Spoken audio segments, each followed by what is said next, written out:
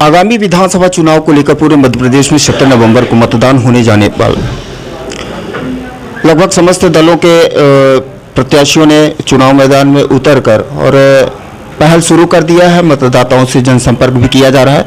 हमारे बीच में गुड़ विधानसभा क्षेत्र के लोकप्रिय विधायक नागन सिंह जी हैं। लोकप्रिय मैं इसलिए कह रहा हूं कि आपको लगातार 3 पंचवर्षीयों से जनता विधायक के रूप में चुन रही है, इसलिए लोकप्रिय शब्द कहना उचित होगा। जैसा कि मध्य प्रदेश में कांग्रेस सरकार बोल रही है कि इस बार कांग्रेस बोल रही है कि इस बार हम सरकार बनाएंगे, ऐसी चुनौतियों को आप किस रूप में देखते हैं? क्या कांग्रेस ये कहे कि हम चुनाव नहीं लड़ रहे हैं?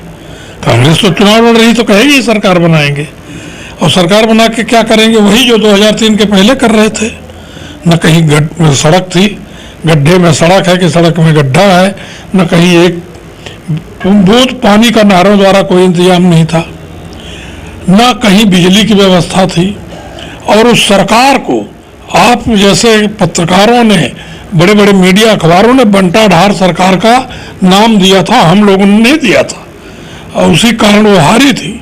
और 2003 के बाद बीजेपी की सरकार आई, तरह तरह के विकास के कार्य हुए, तमाम जन कल्याणकारी योजनाओं में लाडली बहना से लेकर 5 लाख रुपए की दवाई तक का इंतजाम आयुष्मान कार्ड के द्वारा किया गया। गैस चूल्हे दिए गए, तमाम सब तरह की व्यवस्था बनाई गई।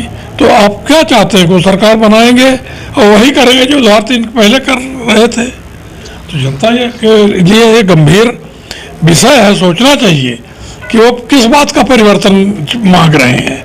पुनः उसी अंधे युग में ले जाने के लिए परिवर्तन मांग रहे हैं, या कि कोई अपना प्रोजेक्ट उन्होंने दिया हो। सपने दिखाना तो सबका काम है, और सपने देखना भी अपना अधिकार है। हम नहीं कह सकते कि आप सपने देखिए।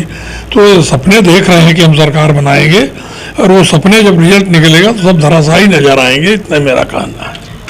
विगत 3 पंचवर्षीय से आप गुड़ विधानसभा का प्रतिनिधित्व कर रहे हैं। इस बार भी पार्टी ने आपको दायित्व सौंपा है। आप निकटतम प्रतिद्वंदी किसको मानते हैं?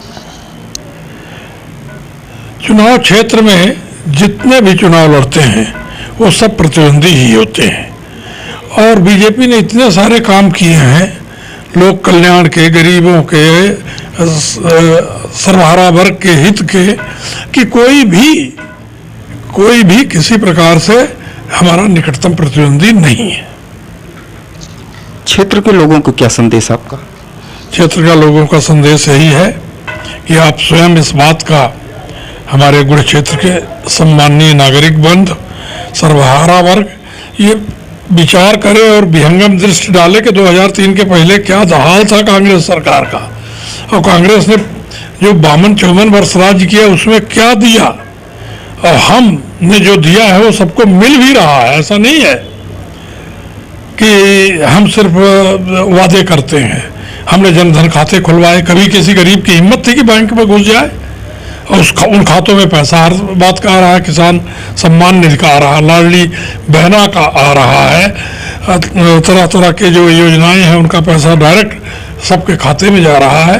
तो ये सब सोच के और विकास को और आगे ले जाने के लिए गुड़ क्षेत्र की जनता में पूरी तरह आश्वस्त हूँ कि गुड़ क्षेत्र कहने को अगूढ़ है, लेकिन बहुत भोले भाले और बहुत समझदार लोग हैं, और निश्चित रूप से वो लोग विकास के रास्ते पर चलकर भारतीय जनता पार्टी का साथ देंगे। इतने मेरा विनती है सबसे। विगत पंचवर्षीय जैसे कि स्थिति निर्मित थी गुड़ विधानसभा क्षेत्र में, और कहीं पे लोगों द्वारा नाम नहीं लिया जा रहा था भारतीय जनता पार्टी का कि जीत की ओर अग्रसर है, लेकिन परिणाम जो चुनाव परिणाम आए अचानक चौंकाने वाले आए।